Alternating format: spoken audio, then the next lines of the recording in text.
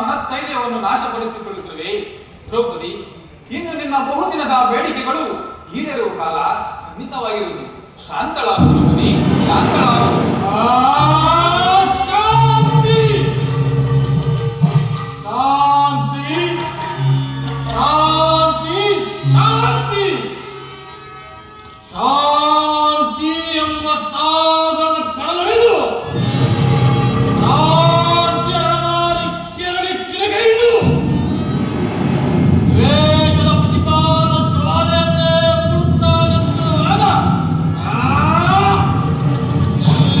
ಶಾಂತಿ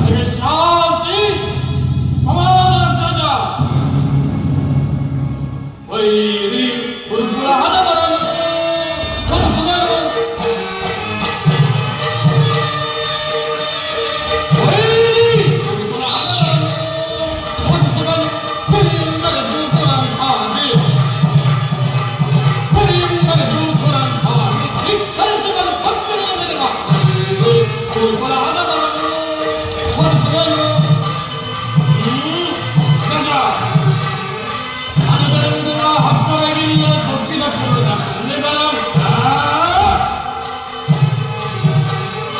ಅನುದಂಡುವ ಹಕ್ಕರಿಗಿಲ್ಲ ತಪ್ಪಿದ ಕುರುಡ ಕುಂದೆಗಳು ಹೊತ್ತು ಜನ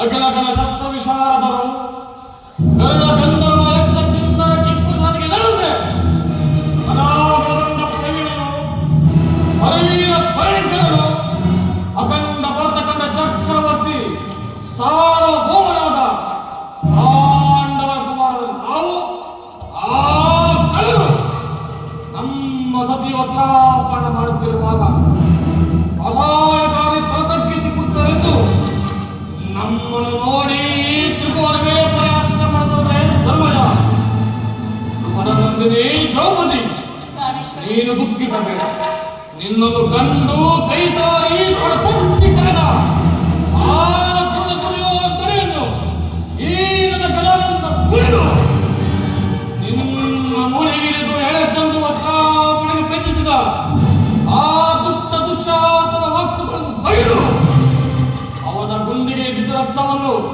ಆ ಸೂತಕವನ್ನು ತುಂಬಿರಿ ಉತ್ತಂಡ ಶಕುನಿಯ ಕ್ರೋಧ ಸೇರಿದ ಕಿಚ್ಚಿನ ಕಪ್ಪನ್ನು ಕಿತ್ತು ಶಾಕಿನಿ ನಾಗಿನ ಒಳಪಡಿಸುತ್ತೇನೆ ಶುದ್ಧಾನದ ಹೊರತು ಎಲ್ಲಿ ಹಾಗೂ ಶಾಂತಿ ಸಮಾಧಾನ ಕಜ ದುರ್ಲಭೌರವರನ್ನು ಮರಣಗೊಳಿಸದೆ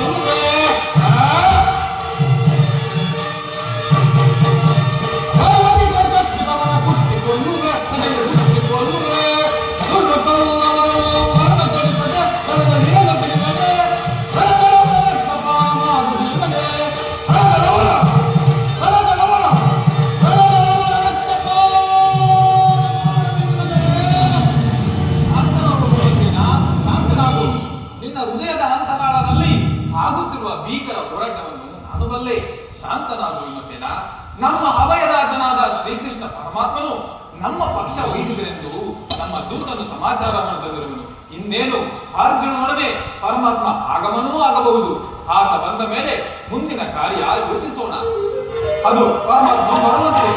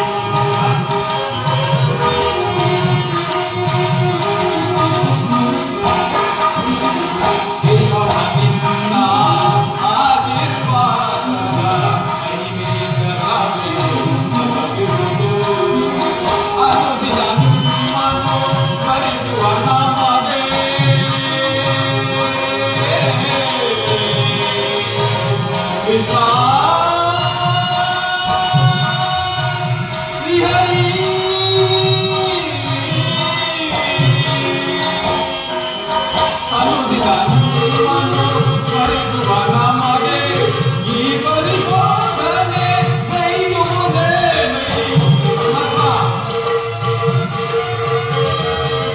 ಈ ಪರಿಶೋಧನೆ ಕೈಯುವುದೇನೆ. ಕರುಣಾಳು ತೋರಿ ಕನಿಕರಿಸುತ್ತಾರೆಯೇ ಕರುಣಾಳು ತೋರಿ ಕನಿಕರಿಸುತ್ತಾರೆಯೇ ಆದರಿಸಿ ಪೂರೆಯೇ ಶ್ರೀಕರ ಪೂರೆಯೇ ಆದರಿಸಿ ಪೂರೆಯೇ ಶ್ರೀಕರ ಪೂರೆಯೇ.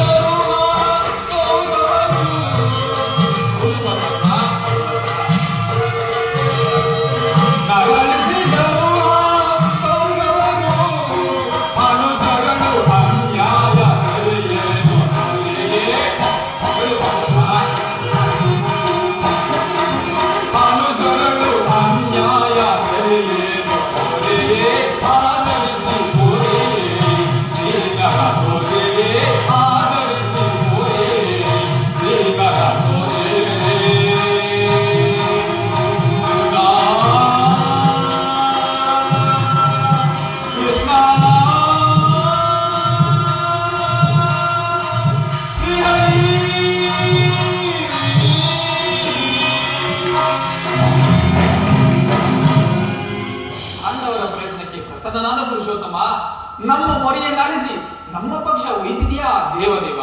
ನೀವು ನಮ್ಮ ಮೇಲಿರುವ ಪ್ರೀತಿ ಅಪಾರವಾಗಿದೆ. ಧರ್ಮನಂದನ, ಪರಮಾತ್ಮ, ನನ್ನನ್ನು ಇಷ್ಟೊಂದು ಹೊಳುವಿಕೆ ಕರ್ತವ್ಯ ಪರಿಪಾಲನೆ ನನ್ನ ಮುಖ್ಯ ಉದ್ದೇಶ. ಅದಿರಲಿ, ನಿಮಗೆ ಸಲ್ಲಬೇಕಾದ ರಾಜ್ಯದ ವಿಚಾರದಲ್ಲಿ ಯಾವ ನಿರ್ಧಾರ ಕೈಗೊಳ್ಳುವೆ? ಪರಮಾತ್ಮ, ಸಕಲ ಬಂಧು ಬಾಂಧವ ಪ್ರಜಾಕೋಟೆಯನ್ನು ಕಳೆದುಕೊಳ್ಳುವುದರಿಂದ ಪ್ರಯೋಜನ ಏನು ಕೃಷ್ಣ? ಭೂಮಿಯಲ್ಲಿ ಶಾಂತಿಯಿಂದ ಉಳಿತಲ್ಲವೇ? ಅದೇ ನಿನ್ನ ಮಾತಿನ ಅರ್ಥ. ಪರಮಾತ್ಮ,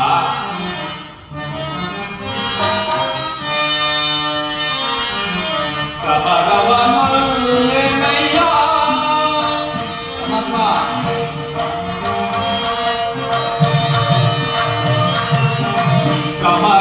ಸಮರವನೊಲ್ಲೆನಯ್ಯ ಕಮಲಾಶ ಜಲದವು ಬೆಳೆಯಂತೆ ಸರಿಗೋಗ ನಶ್ವರ.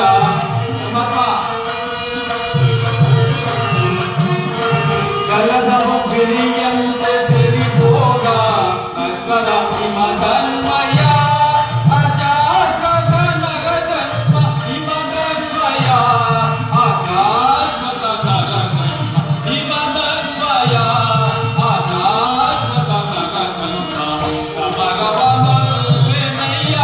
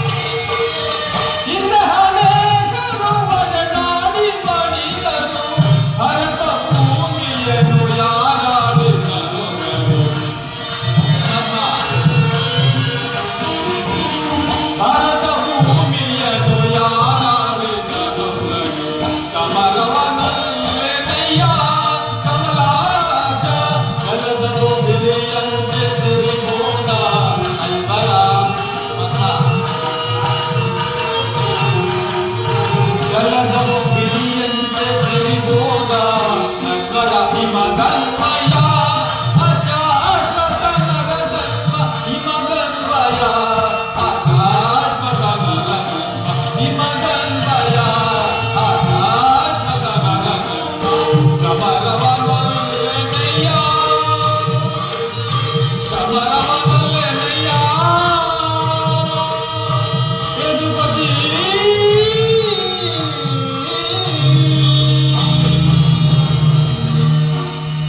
ಪರಮಾತ್ಮ ಸಕಲ ಬಂಧು ಬಾಂಧವ ಪ್ರಜಾಕೋಟೆಯನ್ನು ಯುದ್ಧವೆಂಬ ಎಮ್ಮಾರಿಯ ಬಾಯಿಗೆ ತುತ್ತಾಗಿಸಿ ಕಲುಷಿತೆಯಾದ ಭರತ ಭೂಮಾತೆಯ ಶಿರದಡಿಯಲ್ಲಿ ಎಪ್ಪುಗಟ್ಟಿದ ರಕ್ತದ ಕಣಗಳನ್ನು ಹಗಾವ ಜಲದಿಂದ ತೊಳೆದು ಪವಿತ್ರಗೊಳಿಸಲಿ ಹೇಳಿ ಕೃಷ್ಣ. ಆದ್ದರಿಂದ ನೀವು ನಮ್ಮ ಸಂಧಾನಿಯಾಗಿ ಆ ದುರ್ಯೋಧನ ಬಳಿಗೆ ಹೋಗಿ ಶಾಂತಿ ಸಂಧಾನಕ್ಕಾಗಿ ಪ್ರಯತ್ನಿಸುವಂತೆ ಮಾಡು ಮುಕುಂದ. ಸತ್ಪುರುಷ ಹೃದಯ ಮಂದಿರ ದುಚ್ಚನ ದುರಾಚಾರಗಳಿಂದ ಅಪವಿತ್ರವಾಗಬಾರದ ಪವಿತ್ರ ಬೋಧೆ. ಧರ್ಮನಂದನ, ನಿನ್ನ ಮನದ ಅಭಿಪ್ರಾಯವು ನಿನಗೆ ಧರ್ಮಸಮ್ಮತವೋ? ಇದಕ್ಕೆ ನಿನ್ನ ಸಹೋದರ ನಮ್ಮೊಳಗೆ ಅಡ್ಡಲಾಗಿ ಅಗ್ರಜ ಧರ್ಮದ ನಡುವೆ ಕಟ್ಟು ಬಿದ್ದು ಅದು ಬೃಹದಾಕಾರದ ಕೋಟೆಯಂತೆ ಭದ್ರವಾಗಿ ಪಡೆದಿದೆ. ಅದನ್ನು ಭೇದಿಸಿ ಮುಂದುಕೋಣವೆಂದರೆ ರಾತು ಎಂಬ ಪಾಷಾಣದ ಭದ್ರವಾಗಿ ಬಂದಿರುತ್ತದೆ. ಧಿಕ್ಕಾರ ನನ್ನ ಜನ್ಮಕ್ಕೆ. ಓಹೋ ಭೀಮ, ನೀನು ಸಂಧಿಗೆ ಸಂಬಂಧಿಸಿದಂತೆ ಇನ್ನು ಅರ್ಜುನ. ವಾಸುದೇವ, ಓಹೋ, ಅಗ್ರಜನ ಮಾತನ್ನು ಅನುಮೋದಿಸಿ ನಮ್ಮನ್ನೇಕೆ ಸಜೀವವಾಗಿ ಕೊಲ್ಲುವೆ? ಆದಿಯಿಂದಲೂ ಅಪಮಾನ ಅಪಜಯ ಅರಿಷ್ಟಗಳೇ ನಮ್ಮ ಇಷ್ಟ ದೈವಗಳಾದವು. ಅವುಗಳನ್ನು ಧಿಕ್ಕರಿಸಿ ಮುನ್ನುಗ್ಗೋಣವೆಂದರೆ ಭ್ರಾತೃ ಎಂಬ ಮಮಕಾರ ನಮ್ಮನ್ನು ಅಡ್ಡಲಾಗಿ ನಿಂತು ಚಚೆ ಸುಡಬೇಕು ನಮ್ಮ ಹೇಡಿ ಜನ್ಮ. ಓಹೋ ಅರ್ಜುನ, ಅರ್ಜುನ ನೀನು ಸಂಧಿಗೆ ಸಂಬಂಧಿಸಿದಂತೆ ಇನ್ನು ಮಹಾಮೇಧವಿಗಳಾದ ನಕುಲ ಸಹದೇವರು ಅಗ್ರಜ ನಿರ್ಪರಾಯಕ್ಕೆ ತಲೆಬಾಗಿದರು. ತಂಗಿ ದುರ್ಬಲರಂದಿನಿಯು ಏಕಲ್ಲಾಖಿನ್ನನಾಗಿ ನಿಂತಿರುವೆ. ನಿನ್ನ ಪತಿಗಳ ಅಭಿಪ್ರಾಯವೇ ನಿನಗೂ ಸಮ್ಮತವೇ? ಅಣ್ಣ, ಮಾಡದಿಗಾದ ಅಪಮಾನದ ಕಡೆ ಲೇಷ ಮಾತ್ರವೂ ಗಮನ ಕೊಡದು ಭಾರಿ ಭಾರಿ ಭಾರಿ ಭಾರಿ ಸತಿಯನ್ನೇ ಪ್ರಯತ್ನಿಸುತ್ತಿರುವ ಈ ನನ್ನ ಪತಿಗಳ ಅಭಿಪ್ರಾಯ ಧರ್ಮ ಸಮ್ಮತ ನ್ಯಾಯ ಸಮ್ಮತವೆಂದು ಹೀಗೆ ಹೇಳಲಿ ಅಣ್ಣ,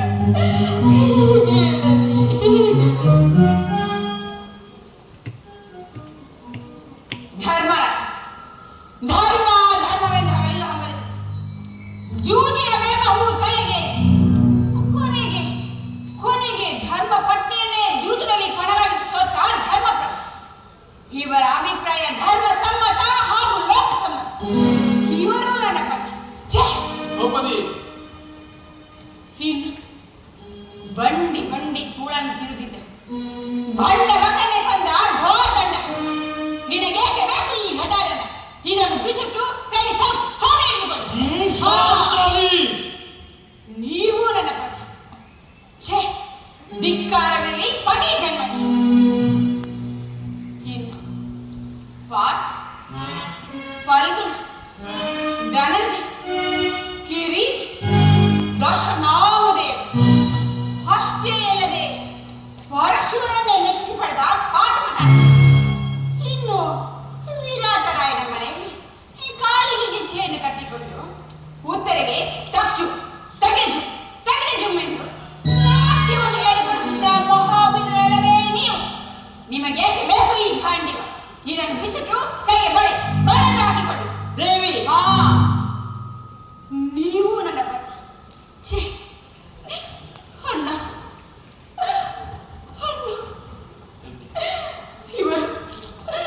ಇವರಾರು ನನ್ನ ಪತಿಗಳಲ್ಲ.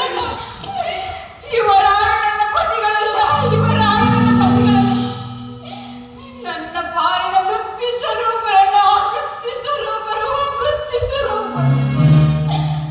ಅಣ್ಣ, ನನ್ನ ಪ್ರತಿಜ್ಞೆ ಈಡೇರಬೇಕಾದ್ರೆ ನಿನ್ನೊಬ್ಬರ ಸಹಾಯವಿದ್ದರೆ ಸಾಕಣ್ಣ. ಈ ನಿನ್ನ ತಂಗಿ ನಾನೇ ಕುರು ಭೈರವಿಯಾಗಿ ರಣರಂಗಕ್ಕೆ ನುಗ್ಗಿ ಹಾಗೂ ಉಚ್ಚಾಸನೆಯನ್ನು ಸೀಳಿ ಆತನ ಬಿಸಿ ರಕ್ತದಿಂದ ಈ ನಿನ್ನ ಬಿರುಗೂದಲನ್ನು ಕಟ್ಟಿಕೊಳ್ಳುವೆನು. ಇದಕ್ಕೆ ನಿನ್ನೊಬ್ಬನ ಸಹಾಯವಿದ್ದರೆ ಸಾಕಣ್ಣ. ಈ ನಿನ್ನ ತಂಗಿಗೆ ನೀನು ಸಹಾಯವನ್ನು ಮಾಡದೆ ಹೋದರೆ ಅಣ್ಣ, ಅಗ್ನಿಪುತ್ರಿಯಾಗಿ ಜನಿಸಿದ ನಾನು ಅಗ್ನಿಯಲ್ಲಿ ಬಿದ್ದು ಪ್ರಾಣ ಕಳೆದುಕೊಳ್ಳುವೆನು. ಇದು ನಿನ್ನ ಪಾದದಾಣೆಗೂ ಸತ್ಯವಣ್ಣ, ಪಾದದಾಣೆಗೂ ಸತ್ಯ. ಈಗ ಚೆನ್ನಾಯಿತು. ಸಾಧನ ಅಭಿಪ್ರಾಯವೇ ಒಂದು, ಈಕೆ ಅಭಿಪ್ರಾಯವೇ ಒಂದು, ಅಲ್ಲದೆ ಭೀಮಸೇನ? ಅದಕ್ಕೆ ನಾನೇನು ಮಾಡಲಿ? ಅದಕ್ಕೆ ನೀನೇನು ಮಾಡಿಯೇ? ಏಕೆ ಈಕೆಯ ಅಭಿಪ್ರಾಯ ಈಗ ಆಯ್ತನೆಂದು ಹೇಳಿದಂತೆ? ಇವಳು ಹೇಳಿದ್ದನ್ನ ನೀನು ಕೇಳಿದ್ದಲ್ಲ. ಬಿಡು. ನೀನು ಕೇಳಲಿಲ್ಲ? ಕೇಳಿದೆ, ಬಹಳ ಚೆನ್ನಾಗಿ ಕೇಳಿದೆ ವಾಸುದೇವ. ಕೇಳದರಿಂದಾಗ ಭೇದವಾದರೇನು? ಪ್ರಯೋಜನವೋ ಅಪ್ರಯೋಜನ? ನಿನ್ನ ಪ್ರಯೋಜನವೋ ಅಪ್ರಯೋಜನವೋ ನನಗೆ ತಿಳಿದೆಯ? ಏಕೆ? ಒಟ್ಟಿನಲ್ಲಿ ಸತಿಗಳ ಅರ್ಥನಾದವರು ಆಲಿಸುವುದು ಪತಿಗಳಾದ ನಿಮ್ಮ ಕರ್ತವ್ಯವಲ್ಲವೇ? ಏಕೆ? ಇನ್ನುಳಿದ 4 ಪತಿಗಳಲ್ಲವೇ? ಅವರೇ ನನ್ನ ಬಗೆಹರಿಸಲಿ. ಅದಕ್ಕೂ ಈ ಭೀಮನಿಗೆ ಯಾವುದೇ ವಿಧದ ಸಂಬಂಧವಿಲ್ಲ ಕೃಷ್ಣ. ಸಂಬಂಧವಿಲ್ಲ? ಅಪ್ಪ, ಸಂಬಂಧವಿಲ್ಲದೆ ಪುರುಸಭೆಯಲ್ಲಿ